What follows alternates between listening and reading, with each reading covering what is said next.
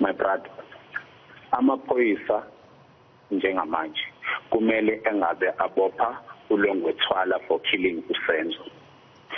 Senzo was shot by uLongwethwala. There was no one who entered the house. Bese ebopha all these police who have defeated the ends of justice. Senzo was shot by uLongwethwala.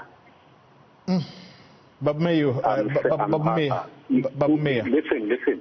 A call was made by Tumelo. The first call when Senzo was shot.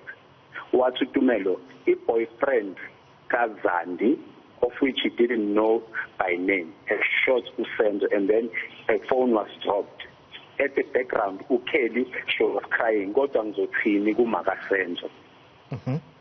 And that information was given to the SAPS. Why they do not want to arrest Longwethwala, I do not know. You can quote me on that one. His boyfriend, Kazandi, at the time shot and killed Senzo Meyiwa in cold blood.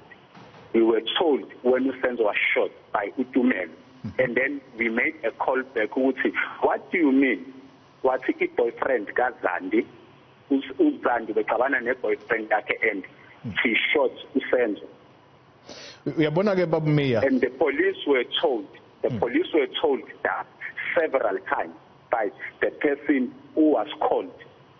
So I don't know with Simanje, these things about makeup, by makeup.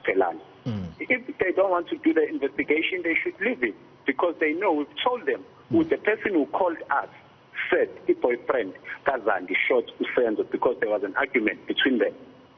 Amaphoyisa athini ngoba uyabona lento oyiclaimayo manje la emoyeni it could be very damaging for uLongwethwala. Siyazi ukuthi ukhuluma la ngendodana kaChiko Thwala osaziwayo la eSouth Africa. Nangu umbuzo engifuna ukubuza wona ukuthi uma nisa lolu daba emaphoyiseni nithi naku kuthiwa in fact sezwa efonini kuthiwa uLongwethwala uyena oDubula uSenzo. Amaphoyisa athini kunina about ukumbopha or ukumyekela? For me and my family, ukuthi bayambopha noma bambophi, it is up to them. It's long overdue. We've said to the police several times, and the good police who are in the side of justice have said it to Guti. There was no one who entered the house. Yes, who are working on this case. Even who advocate Chauke in Gauteng, he confirmed it. According to the information that was given to him, there is no one. I had a live recording of Advocate Chauke saying, according to him as an advocate, experienced advocate, there was no one who entered the house. So what else must we say? What else must we say? Uma sesiqeda ingxoxo yethu but siyabonga. Umndeni wakoMeyiwa namhlanje uthini ngoba sikhuluma nje ubaba Meyiwa akasekho emhlabeni. Ushone umuntu owabulala indodana yakhe engakathola. Umama kaSenzo njengamanje isimo sakhe sinjani? It is said with South Africa abantu besifazane that they claim to protect. Nabonke labo mama have never shown sympathy to Senzo. Yet the killer, we know Uguti, and the people of the law of this country have said Uguti, there was no one who entered the house. And the person who was visiting Senzo for the first time, who didn't know than his boyfriend, but said to us on the phone, his boyfriend Gazandi has shot Senzo, and he said that to the police. She's always been, and while he lost the son, And the saddest thing ukuthi baqhamuka nalento ngoba sewukuthi inyanga yokushona kaSenzo. I don't know, they are doing basebenzisa le tactic abahleze beyisebenzisa ukuthi when they supposed to arrest bazoqhamuka nalento. If I'm not making up these stories, long wethwala short Senzo bene argument noZandi.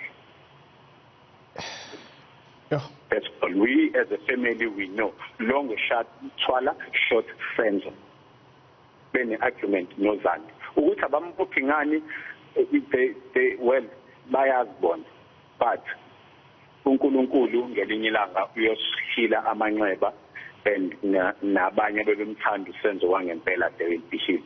But in fact, to know this, we know which long uthwala short Senzo because a person who was there within the first hour, he never met Longo, he never met. He called us and told us which is Zandi's boyfriend, a short Senzo. Even Kelly, we allowed to do this. We respected Kelly, we treated her like a sister, as Abafoboba Senzo, but this is what she has done to us.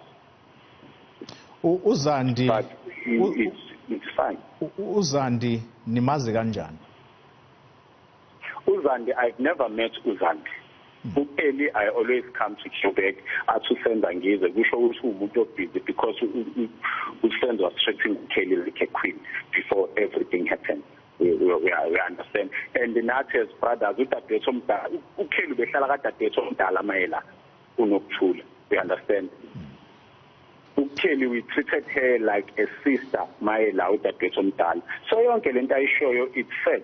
Yet she knows whatever that happened, while Usenzo was shown a protector because there was an argument thinking with someone la ulala nintombiaki. If